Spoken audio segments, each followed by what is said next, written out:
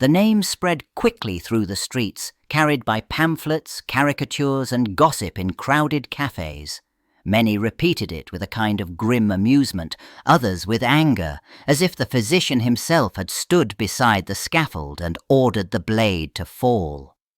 In conversations over wine and in the queues for bread, people described the machine as his personal invention, folding rumour into certainty with each retelling. Inside the revolutionary assemblies, the story had been more complex. Deputies had argued over methods of execution while insisting that all condemned citizens should die in the same manner, regardless of birth or title. Physicians and surgeons had been consulted about how to reduce suffering. Engineers and carpenters had drawn plans, adjusted counterweights, and refined the angle of the blade. Yet outside, these careful distinctions dissolved into a single, convenient name. Printers seized on that name because it fit neatly into headlines and biting satirical verses. Artists etched his features beside the tall wooden frame, exaggerating both into grotesque symbols of cold, mechanical death. The machine became a character in street songs, spoken of as if it possessed a will of its own, while the physician's surname hardened into a label, masking the fact that he had neither designed the device nor touched its polished timbers. In 1738, in the small Atlantic town of Saintes in Santon, a boy had entered a world still ruled by the church and the monarchy. Jesuit teachers drilled him in Latin, rhetoric, and theology, and at first he prepared for the priesthood. He read the classics, copied sermons, and learned to argue with precision. Yet, amid the piety and discipline, curiosity about the human body and disease slowly pulled his attention away from the altar and toward medicine. He left for Paris, then Reims, where he worked as a physician and earned a reputation for diligence and kindness toward patients who could pay little or nothing. Anatomy lectures and bedside practice mixed with new ideas he absorbed from the writings of Voltaire and Denis Diderot. The encyclopédie lay open on his desk, its pages insisting that knowledge could be catalogued, tested, and used to improve lives rather than simply accepted as inherited dogma. Within the medical faculty and in Masonic lodges, he discussed reason, equality, and the obligations of a just society. Outside those rooms, executions on public squares still followed medieval patterns. Condemned commoners were broken on the wheel, burned, or slowly strangled at the gallows, while nobles received the relative privilege of a swift sword stroke. Punishment displayed hierarchy as much as law, turning death into a public spectacle of pain and class division. In the last uneasy years of the Ancien Régime, resentment thickened in Parisian streets. Crowds gathered outside courts and prisons, whispering about noble privilege and verdicts bought with influence. Public executions still unfolded as spectacles, with hangings gone wrong and broken bodies slowly dying on wheels. Pamphlets denounced such scenes as barbaric remnants of feudal power, yet royal officials insisted that harsh, exemplary punishment preserved order in a kingdom under strain. Amid this unrest, Joseph-Ignace Guillotin served as a physician and an increasingly attentive observer of law and punishment. When the Estates General convened in 1789, he was elected as a deputy of the Third Estate for Paris. Inside crowded halls, he spoke rarely, but worked steadily in committees, poring over drafts of decrees and procedural rules. Colleagues described him as precise rather than dramatic, more absorbed by regulations and legal clarity than by applause or rhetorical triumphs. Reports he prepared on prisons and sentences catalogued filthy cells, arbitrary confinement, and executions that turned into prolonged agony. He argued that such punishments mocked any claim to justice. If the death penalty persisted, he maintained, it ought to fall with the same certainty on all citizens, without distinction of birth, and be carried out in a manner as swift and painless as possible. Equality before the law and standardized procedures shaped every proposal he placed before fellow deputies. On the 10th of October, 1789, the hall of the National Assembly vibrated with restless conversation as deputies crowded the benches, papers rustling in their hands. The agenda concerned penal reform, yet the atmosphere carried the weight of a broader revolution. When Dr. Joseph-Ignace Guillotin rose to speak, conversations fell away. He held written proposals, the ink still fresh, and faced men who argued daily over the meaning of equality, citizenship, and justice. He declared that the law must no longer distinguish between noble and commoner at the scaffold, that every condemned person should die in the same way. Citing recent clumsy executions, he described how sword strokes had missed their mark, stretching punishment into public torment. He outlined the principle of a mechanical device that would decapitate swiftly and uniformly, insisting that the condemned person's head would be cut off in an instant and would feel nothing. Some deputies listened in sober silence, measuring the stark logic of his words against centuries of spectacle. Others exchanged startled glances, while a few responded with nervous laughter and cutting asides. Outside the chamber, pamphleteers and caricaturists seized upon the image of a mechanical beheading machine. Satirical prints exaggerated its outline and fastened Guillotin's surname to it, turning his attempt to minimize suffering into a darkly comic emblem of the new age. In the charged halls of the National Assembly, deputies argued over the mechanics of equality in death. Reformist jurists, including Louis-Michel Le Pelletier de Saint-Fargeau and Adrien Duport, insisted that noble privilege on the scaffold must end. Their efforts led to a decree. Every condemned person, regardless of birth, would be executed by decapitation. The decision transformed an abstract ideal of equal punishment into a technical problem that demanded a precise, reliable solution. To answer it, authorities turned to Antoine Louis, an eminent surgeon and permanent secretary of the Royal Academy of Surgery. Louis studied earlier beheading devices from Europe and consulted with Tobias Schmidt, a German-born harpsichord maker known for his craftsmanship. Together they assembled heavy frames, pulleys, and falling blades at the Bicêtre prison. There, under official supervision, they tested their prototypes on corpses and animals, observing the violence of each impact in clinical, methodical detail. Early trials with a crescent-shaped blade left torn flesh and incomplete severing, so Louis and Schmidt altered the design.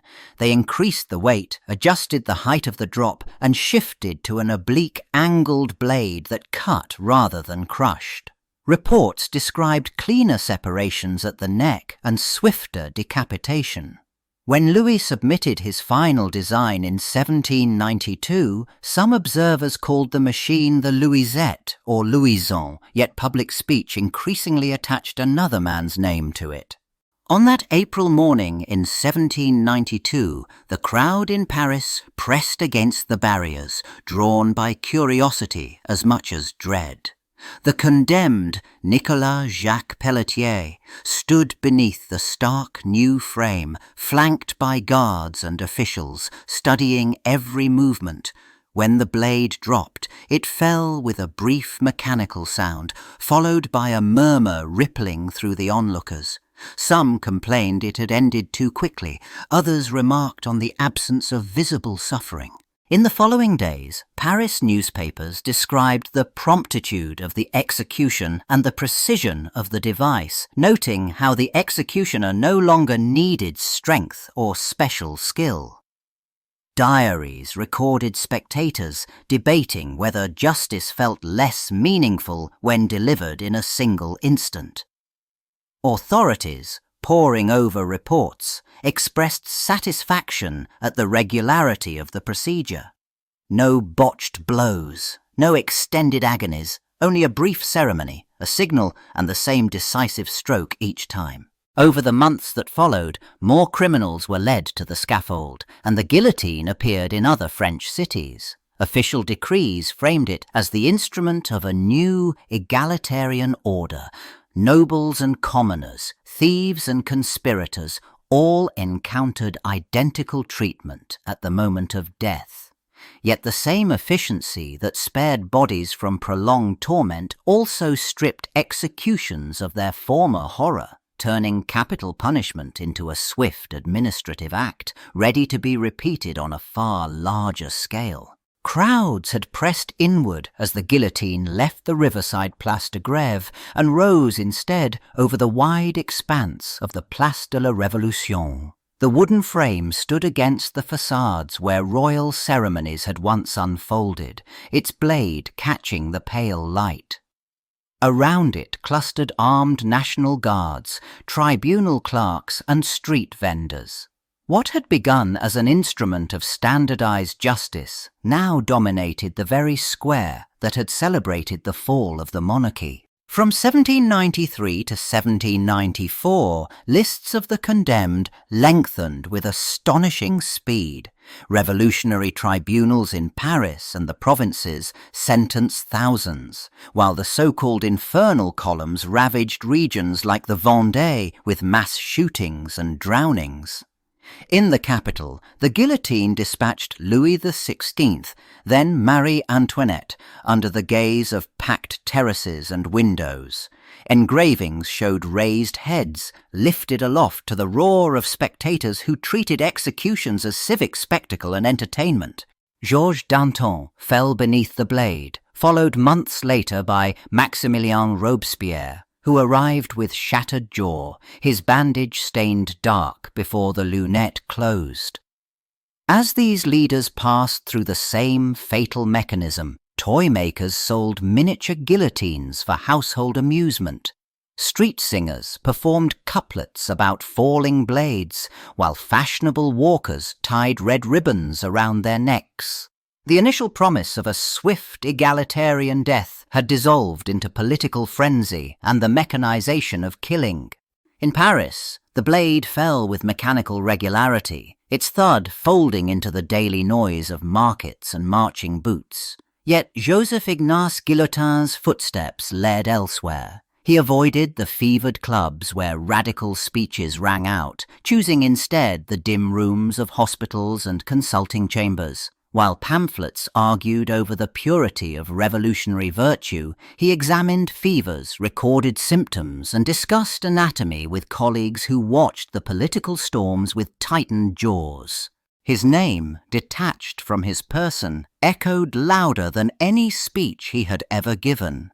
Satirical papers joked that he dined beneath miniature blades, and whispered rivals hinted that he profited from each execution. No record supported those claims. He had proposed a standardized, swift method of execution as a reform, not as an invention, and he neither designed the final machine nor supervised its use. Still, crowds spoke of the guillotine as if it were his personal creation. Away from the scaffold, he pursued public health with quiet persistence, studying inoculation methods and supporting early vaccination as smallpox scarred faces across France. Political caution kept him alive when so many fellow deputies faced imprisonment or death. Later tales claimed his family abandoned the name, or that he himself met the blade he was said to have birthed. But contemporary records did not confirm these stories. He died in 1814 of natural causes, still signed Joseph-Ignace Guillotin. After the Terror, the scaffold stayed in place, while governments rose and fell. Under the Directory, and then the Consulate, the guillotine stood in French towns as a standardized instrument of justice, its use written directly into criminal law. Napoleon's empire carried it outward, following French codes into annexed territories in Italy and along the Rhine. Wooden frames and angled blades appeared in new city squares, supervised by officials who treated each execution as regulated procedure.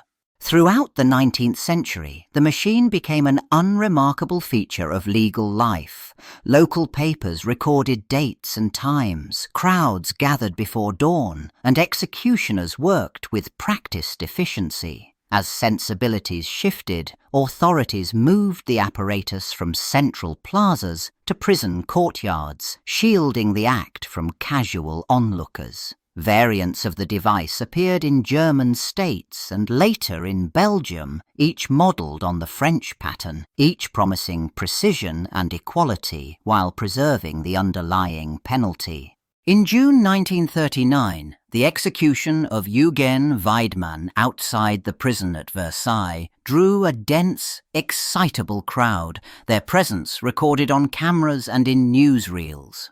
Public outrage at the spectacle led officials to ban open-air executions altogether. From then on, the guillotine worked behind walls, its use increasingly rare, yet uninterrupted. In 1977, in a Marseille prison yard, the blade fell for the last time in France, closing nearly 2 centuries of mechanized beheading. In the echoing hall of the National Assembly, his recorded interventions showed a physician obsessed less with the spectacle of punishment than with the suffering of the condemned. He had argued that the state should kill, if it killed at all, with a single swift method, identical for nobles and commoners. In his proposals of 1789, he demanded the end of torture, the public mutilations, and the legal distinctions that had carved pain along lines of class. When the new machine stood ready, he had already withdrawn from the centre of political life, retreating into medical work and administrative duties. Others had measured the angles, forged the steel, and refined the mechanism that would bear his name. Historians later sifted through speeches and correspondence, some portraying him as a tragic figure whose cautious reforms were overwhelmed by war, fear, and the revolution's appetite for exemplary violence. Other scholars argued that by stripping away hierarchy and clumsiness, the device had made execution seem rational, almost clinical, helping capital punishment endure for nearly 2 centuries. When France abolished the death penalty in 1981 and the guillotine passed formally into history, the law finally aligned with the humanitarian ideal that had guided his earliest demands. His name remained bound to beheading, while his ambition had pointed toward a state that no longer killed at all.